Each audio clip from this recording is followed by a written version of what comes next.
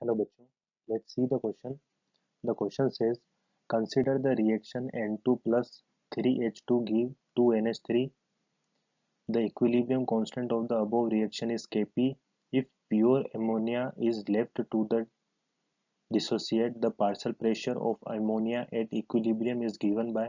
Assume that P partial pressure of NH3 is less as compared to the partial total pressure at equilibrium, and the option 1, 2, 3 and 4 is given in the question. So what is the key concept? So we can write here the key concepts. The key concept is, first is equilibrium constant, equilibrium constants, and total pressure.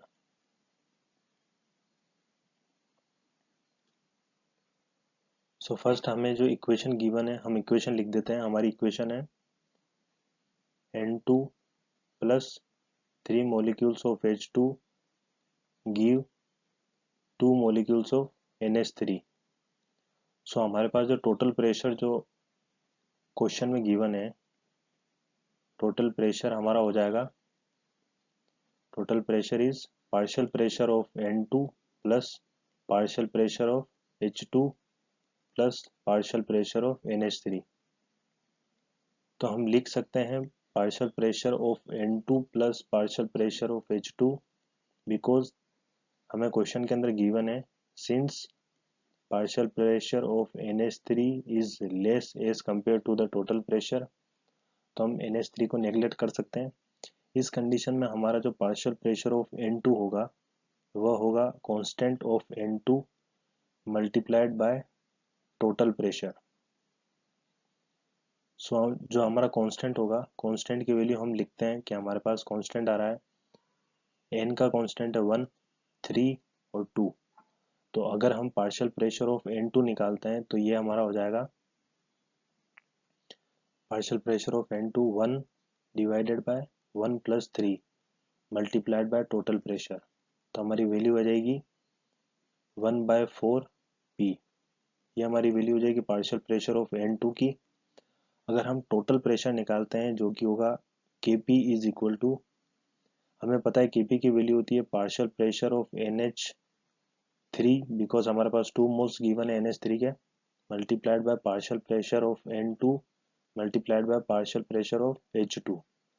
यहाँ पर power 3 लगेगी because हमारे पास 3 moles given है.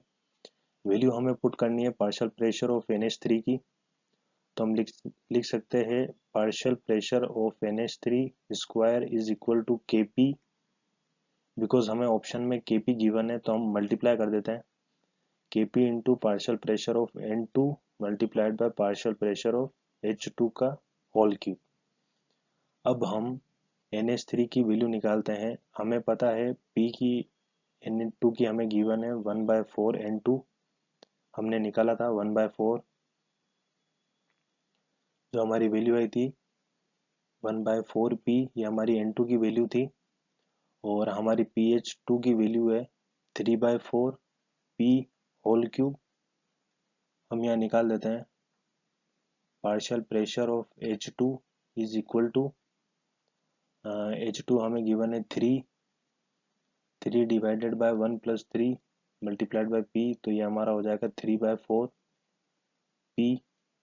ये हमारी partial pressure of H2 है, ये हमारा पार्शियल प्रेशर ऑफ N2 है. वैल्यू यहाँ पुट करनी है और हमें partial pressure of NH3 find हो जाएगा. पार्शियल प्रेशर ऑफ NH3 हो जाएगा 3/2 Kp 1/2, बिकॉज ये हमारा जो स्क्वायर है यह इधर 1/2 की फॉर्म में जाएगा.